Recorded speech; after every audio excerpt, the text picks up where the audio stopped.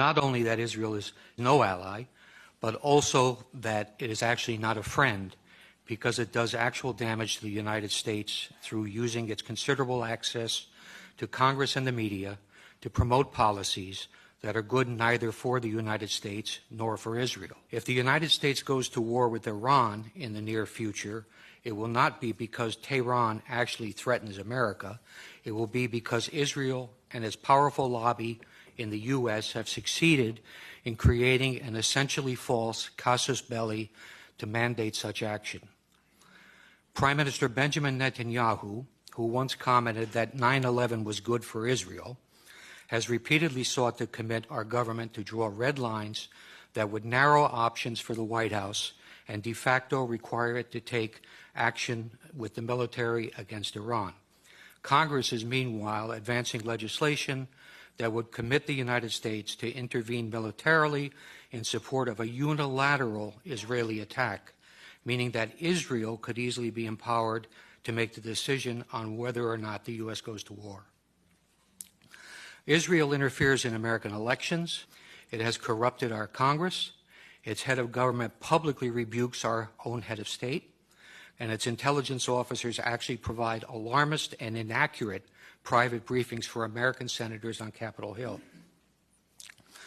I also would not doubt that Israel, accustomed to behaving with impunity towards its alleged friend and patron in Washington, might manufacture a pretext to draw the U.S. into a new conflict, something reminiscent of the Lavon affair in Alexandria, Egypt in 1954, or the false flag attack on the USS Liberty in 1967. In short, Israel has no reluctance to use its enormous political and media clout in the U.S. to pressure successive administrations to conform to its own foreign and security policy views. Grant Smith has described how Friends of Israel stole enriched uranium from a Pennsylvania refinery to create a nuclear arsenal. More recently, we have learned how Arnon Milchan, a Hollywood producer born in Israel, arranged for the illegal purchase of 800 nuclear triggers. Milchan picked up an Oscar last Sunday without any interference from the FBI. Israel, which relies on Washington for billions of dollars in aid and also for political cover in international fora like the UN, does not spy discreetly, largely because it knows that few in Washington will seek to hold it to account. Israel, where government and business work hand in hand, has obtained significant advantage by systematically stealing American technology with both military and civilian applications. The U.S.-developed technology is then reverse engineered and used by the Israelis to support their own exports. Israel has sold advanced weapon systems to China that are believed to incorporate technology developed by American companies, including the Python 3 air-to-air missile and the Delilah cruise missile. There is evidence that Israel has also stolen Patriot missile avionics to incorporate into its own Arrow system, and that it used U.S. technology obtained in its Lavi fighter development program to help the Chinese develop their own J-10. Israel always features prominently in the annual FBI report called Foreign Economic and Industrial Collection. The 2005 report states, Israel has an active program to gather proprietary information within the United States.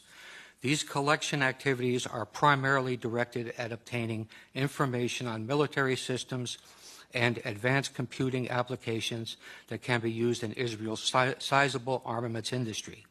It adds that Israel recruits spies, uses electronic methods, and carries out computer intrusion to gain the information. A 1996 Defense Investigative Service report noted that Israel has great success stealing technology by exploiting the numerous co-production projects that it has with the Pentagon.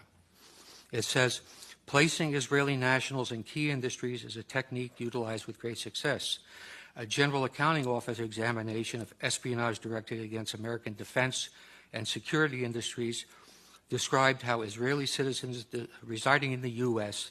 had stolen sensitive technology to manufacture artillery gun tubes, obtained classified plans for reconnaissance systems, and passed sensitive aerospace designs to unauthorized users.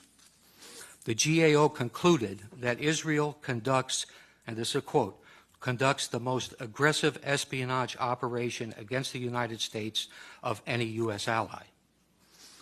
In June 2006, a Pentagon administrative judge overruled an appeal by an Israeli who had been denied a security clearance. If you can imagine that, an Israeli with a security clearance at the Pentagon.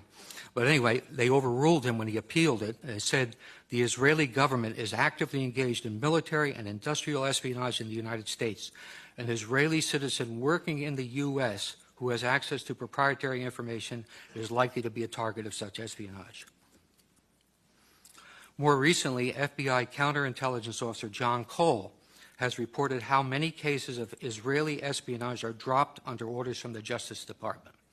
He provides a conservative estimate of 125 viable investigations into Israeli espionage involving both American citizens and Israelis that were stopped due to political pressure.